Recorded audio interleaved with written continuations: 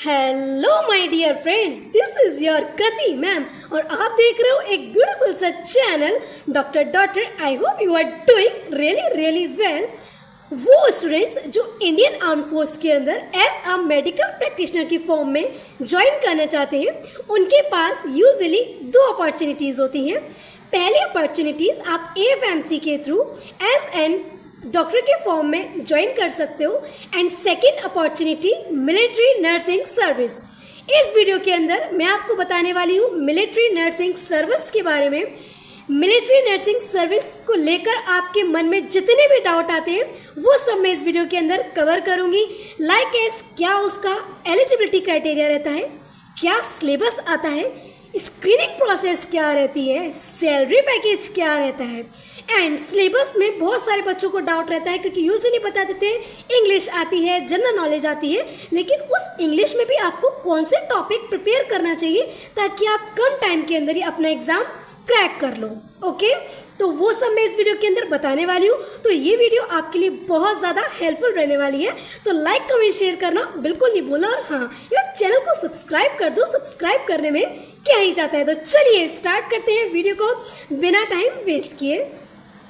General instruction में आपका ये आता है, अगर आप एमएनएस के अंदर जाना चाहते हो, मिलिट्री नर्सिंग सर्विस के अंदर अगर आप जाना चाहते हो, तो पहला पॉइंट आपको नीट का एग्ज़ाम देना होगा। नीट का एग्ज़ाम देने के बाद आपके नीट के अंदर क्वालिफाइंग मार्क्स आना ज़रूरी है। क्वालिफाइंग मार्क्स क्या होते हैं? अगर आप जनरल कैटेगरी से बिलोंग करते हो या फिर आप ईडब्ल्यूएस कैटेगरी से बिलोंग करते हो तो आपके 144 मार्क्स आने ही चाहिए।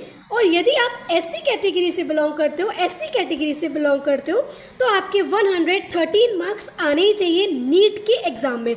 नीट का एग्ज़ाम एनटीए कंडक्ट कराता है, ठीक है।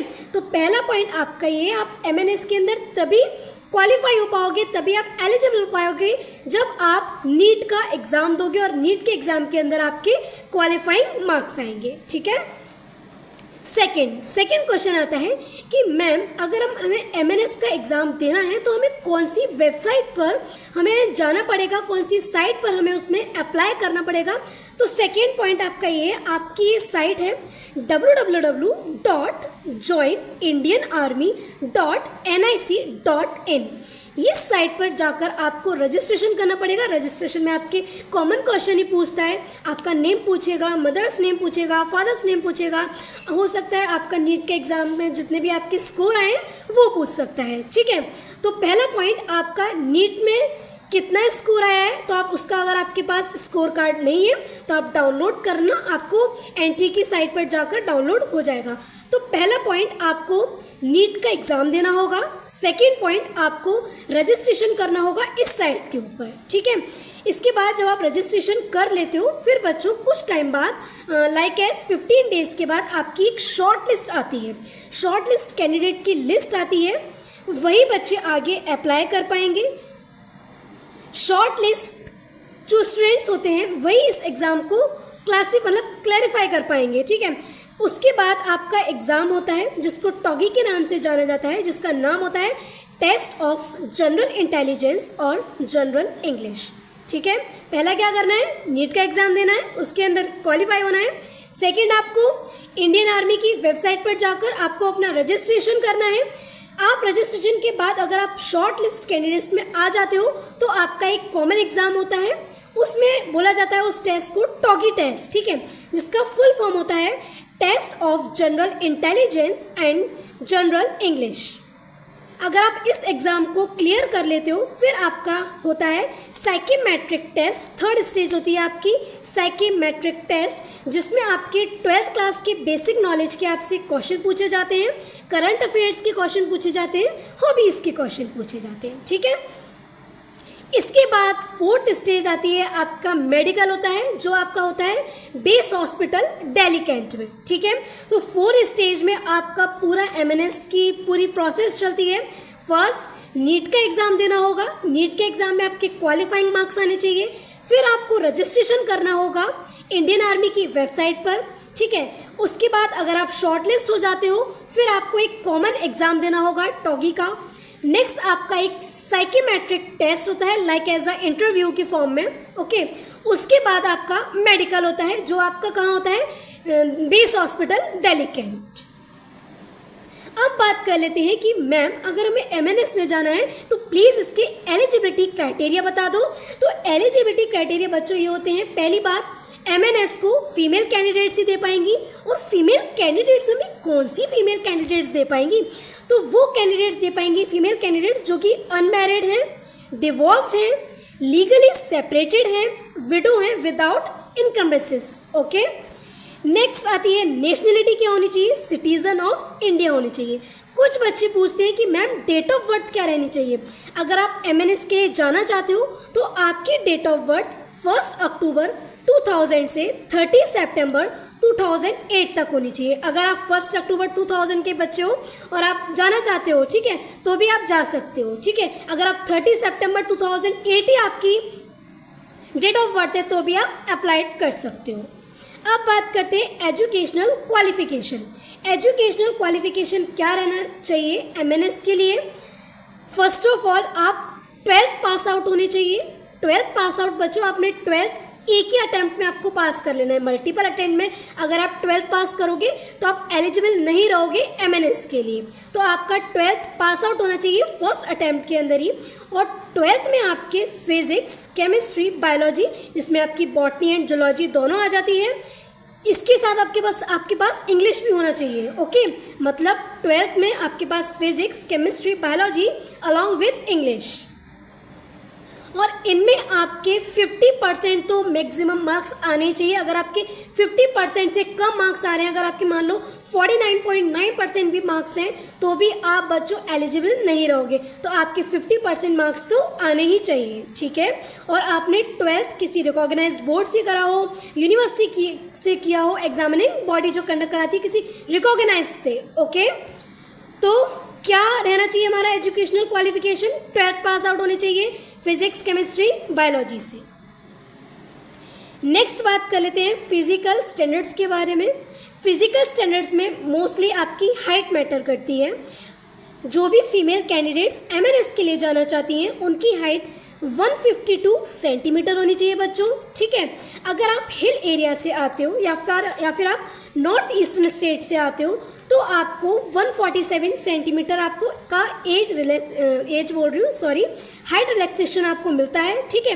वैसे आपको 142 सेंटीमीटर हाइट चाहिए। यदि आप हिल एरिया से आ रहे हो, नॉर्थ ईस्टर्न स्टेट से आ रहे हो, तो आपकी अगर 147 सेंटीमीटर भी हाइट होगी बच्चों तो चल जाएगी, ठीक है। वो बच्चे जिनकी एज 18 ईयर से कम है तो उनके लिए 2 सेंटीमीटर का हाइट रिलैक्सेशन मिलता है। मतलब आपको 2 सेंटीमीटर हाइट रिलैक्सेशन मिलेगा अगर आपकी एज 18 ईयर से कम है, ठीक है।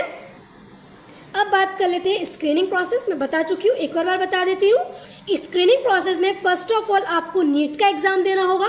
नीट के एग्जाम में आप क्वालिफाई होने चाहिए। 144 मार्क्स फॉर क्या बताया, general category and EWS category and 113 marks for SC and ST category. NEET qualify होना चाहिए। इसके बाद आपको www.joinindianarmy.nic.in पर आपको रजिस्ट्रेशन करना होगा। उसके बाद आपको अपना टॉगी टेस्ट देना होगा। अगर आप टॉगी टेस्ट क्लैरिफाई कर लेते हो, टॉगी टेस्ट में अगर आप पास आउट हो जाते हो तो आपको फिर होगा साइकोलॉजिकल असेसमेंट, वही मैंने बोला साइकोमेट्रिक टेस्ट होगा। इसमें मोस्टली हॉबी वगैरह पूछते हैं, ज़्यादा टफ नहीं होता। इसके बाद आपको इंटरव्यू क्लियर करना होगा। अगर आपका इंटरव्यू क्लियर हो जाता है फिर आपका होता है मेडिकल एग्जामिनेशन। ये जो प्रोसेस होती है आपकी इंटरव्यू, मेडिकल एग्जामिनेशन, ये सारी आपकी बेस हॉस्पिटल दिल्ली कैंट में होती है, ठीक है। अभी टॉगी टेस्ट क्या होता है, क्या क्या इसमें आता है, कितने मार्क्स का एग्जाम होता है, कितना टाइम मिलता है, मैंने बता दिया। टॉगी ओके, बता दिया टॉगी के बारे में। टॉगी जो आपका एग्जाम होगा ये कॉमन टेस्ट होता है बच्चों। ऑनलाइन आपका टेस्ट होगा। 40 MCQ आते हैं। 40 MCQ आते हैं जिसमें से कि आपका हर एक क्वेश्चन जो होता है वो 2 मार्क्स का होता है, ठीक है। मैक्सिमम मार्क्स आपके 80 होते हैं। 30 मिनट्स का आपको टाइम दिया जाता है। अगर आप क्वेश्चन गलत करते हो तो बिल्कुल नेगेटिव मार्किंग है। अगर आप क्वेश्चन गलत करते हो तो 0.5 मार्क्स आपके डिडक्ट कर लिए जाते हैं, ठीक है। तो टॉगी जब आप टेस्ट दोगे, कॉमन टेस्ट दोगे, तो आपको ऑनलाइन टेस्ट होगा। 40 MCQ आएंगे, मैक्सिमम मार्क्स आपकी 80 है, आपको 30 मिनट्स का टाइम मिलेगा बच्चों। एंड नेगेटिव मार्किंग आपकी 0.5 मार्क्स होगी। अगर आप एक क्वेश्चन गलत करते हो तो 0.5 मार्क्स आपके काटे जाएंगे, ठीक है। अब बात करते हैं साइकोलॉजिकल असेसमेंट एंड इंटरव्यू में क्या होता है। साइकोलॉजिकल असेसमेंट एंड इंटरव्यू, पहली बात आपका बेस हॉस्पिटल दिल्ली कैंट में होता है। इसमें आपकी करंट अफेयर्स पूछे जाते हैं, हॉबीज पूछी जाती है, जनरल नॉलेज के क्वेश्चन पूछे जाते हैं, और आपके जो कोर सब्जेक्ट होंगे आपके 12th के अंदर उसके बारे में आपसे क्वेश्चन पूछ लेगा, ठीक है। ज़्यादा टफ नहीं होता, ज़्यादा आपको हेडेक लेने की जरूरत नहीं है, नॉर्मल टेस्ट होता है। अब बात कर लेते हैं कि हमारे MNS के अंदर जो भी इंग्लिश आती है उसमें क्या क्या मैम हमें पढ़ें ताकि हमारा कम टाइम के अंदर ही क्लियर हो जाए ये एग्ज़ाम। तो इंग्लिश में आपके synonyms and antonyms, spotting the errors, fill in the blanks आते हैं, detecting misspelled words, idioms and phrases, one word substitution, shuffling of sentences parts, shuffling of sentences in a passage, close passage and comprehension passage. बस यही आपका syllabus होता है English के अंदर।